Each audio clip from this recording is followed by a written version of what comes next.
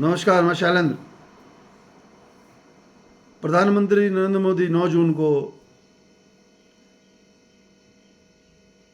तीसरी बार प्रधानमंत्री की शपथ लेंगे। लोकसभा के नतीजे घोषित होने के कुछ दिनों के बाद आज शुक्रवार को संसद भवन में नवनिर्वाचित सांसदों की बैठक हुई, जिसमें प्रधानमंत्री नरेंद्र मोदी भी मौजूद थे। भवन के संविधान सदन में हुई बैठक में प्रधानमंत्री का स्वागत मोदी मोदी के नारों के साथ किया गया। बैठक में शामिल होने के लिए पहुंचते ही नरेंद्र मोदी ने सम्मानपूर्वक भारत के संविधान को अपने माथे से छुआ। जेडीएस के नवनिर्वाचित सांसद एसडी कुमार स्वामी ने नरेंद्र मोदी को एनडीए दल का नेता नामित करने के प्रस्ताव का समर्थन किया। टीडीपी प्रमुख चंद्रबाबू नायडू ने कहा कि हम सभी को बधाई दे रहे हैं क्योंकि हमने शानदार बहुमत हासिल किया है। मैंने चुनाव प्रचार के दौरान देखा है कि 3 महीने तक पीएम मोदी ने कभी आराम नहीं किया। दिन रात उन्होंने प्रचार किया। उन्होंने एक ही भावना के साथ शुरुआत की और उसी भावना के साथ उन्होंने प्रचार अभियान को समाप्त किया। आंध्र प्रदेश में हमने 3 सार्वजनिक बैठकें और एक बड़ी रैली की और इसने आंध्र प्रदेश में चुनाव जीतने में बहुत बड़ा अंतर पैदा कर दिया। भाजपा अपने दम पर सरकार बनाने के लिए अवश्य आधे रास्ते को पार करने में विफल रही, जिसके बाद उसे सहयोगी दल टीडीपी और जदयू पर निर्भर रहना पड़ रहा है। भाजपा सांसद राजनाथ सिंह ने सभा को संबोधित करते हुए कहा कि मैं सभी नवनिर्वाचित सांसदों को बधाई देना चाहता हूं। आज हम एनडीए के नेता का चुनाव करने के लिए यहाँ आए हैं। मेरा मानना है कि उन सभी पदों के लिए पीएम नरेंद्र मोदी का नाम सबसे उपयुक्त है। भाजपा के राष्ट्रीय अध्यक्ष जेपी नड्डा ने बैठक को संबोधित करते हुए कहा कि लोकसभा चुनाव में एनडीए को बहुमत मिला। हमने उड़ीसा में भी अपनी सरकार बनाई। मुझे आपको यह बताते हुए काफ़ी खुशी हो रही है कि आंध्र प्रदेश में भी एनडीए की सरकार बनी। अरुणाचल प्रदेश में भी हमने तीसरी बार अपनी सरकार बनाई। सिक्किम में भी सरकार बनी है भाजपा की। नड्डा ने कहा, हमें याद है कि 10 साल पहले एक उदासीन भारत था। भारत के बारे में कहा जाता था कि यहाँ कुछ बदलने वाला नहीं है और कुछ बदलने वाला नहीं है। और आज 10 साल बाद पीएम मोदी के नेतृत्व में वही भारत एक महत्वाकांक्षी भारत बन गया है और एक विकसित भारत के संकल्प के साथ चल पड़ा है। बैठक में राष्ट्रवादी कांग्रेस पार्टी एनसीपी प्रमुख अजित पवार, लोक जनशक्ति पार्टी एलजेपी प्रमुख चिराग पासवान भी मौजूद थे। जनता दल सेकुलर के नेता कर्नाटक के पूर्व मुख्यमंत्री एसडी कुमार स्वामी ने शुक्रवार को प्रधानमंत्री नरेंद्र मोदी और राष्ट्रीय जनतांत्रिक गठबंधन एनडीए को स्थिर सरकार बनाने के लिए अपनी पार्टी के समर्थन की पुष्टि की। एक तरफ चंद्रबाबू नायडू एनडीए की बैठक में मोदी जी का समर्थन करते हैं, उनकी बड़ाई करते हैं। दूसरी तरफ मोदी के सामने ये लोग एक चुनौती की तरह भी है। मोदी के सामने चुनौतियां, एनडीए सरकार को समर्थन देने के बदले टीटीपी के बाद अब जेडीयू ने मोदी सरकार के सामने नई मांग भी रखी है इन लोगों ने, जिससे बीजेपी की टेंशन बढ़ गई है। परिस्थिति ऐसी बन रही है जिससे आने वाले दिनों में मोदी सरकार को कई तरह की चुनौतियों का सामना करना पड़ेगा। दरअसल आज ही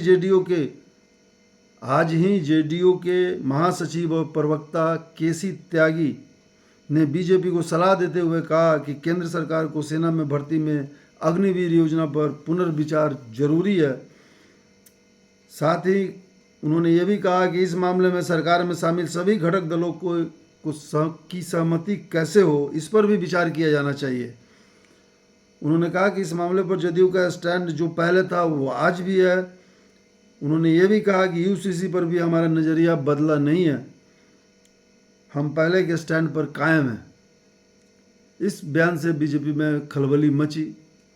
एक अंग्रेजी डेली रिपोर्ट के मुताबिक टीडीपी तेलुगु देशम पार्टी चंद्रबाबू नायडू की ने मोदी सरकार को समर्थन के बदले केंद्र में लोकसभा स्पीकर का पद और 6 अहम मंत्रालय की मांग की है। हालांकि बाद में टीडीपी ने कहा कि वो 5 मंत्रालय पर भी विचार कर सकती है, लेकिन कौन से मंत्रालय उसे चाहिए ये उसकी पसंद होगी और वही तय करेगा कि हम कौन से 5 मंत्रालय लेंगे। बीजेपी खेमे में टीडीपी की इस डिमांड के बाद खलबली मची है। बता दें कि नरेंद्र मोदी पीएम मोदी की शपथ प्रधानमंत्री नरेंद्र मोदी पीएम पद की शपथ 9 जून को लेने वाले हैं। पहले खबर यह आई थी कि मोदी 8 जून को शपथ लेंगे या ले सकते हैं, लेकिन अब वो 9 जून को शपथ लेंगे। मोदी के लिए इसलिए खास हो गए हैं टीडीपी और जदयू, इसलिए कि मोदी को भाजपा को बहुमत पूर्ण आई नहीं है, मात्र वो 240 सीट पर रुक गई है। इस आम चुनाव में बीजेपी को पूर्ण बहुमत नहीं मिला है। बीजेपी के कुल 240 सांसद ही चुनकर लोकसभा पहुंचे हैं, जो कि पिछले 10 सालों में मोदी के पास भाजपा के पास भरपूर बहुमत हुआ करती थी, 2014 में भी और 2019 में भी। लेकिन इस बार यह बहुमत के आंकड़े तक नहीं पहुंच पाए हैं, 240 तक आके रुक गए हैं। जबकि दूसरी ओर केंद्र में सरकार बनाने के लिए 272 सांसदों की ज़रूरत है। ऐसी स्थिति में एनडीए में शामिल टीडीपी, जेडीयू, महाराष्ट्र के मुख्यमंत्री एकनाथ शिंदे की शिवसेना और लोजपा रामविलास सरकार गठन में महत्वपूर्ण भूमिका निभाएंगे।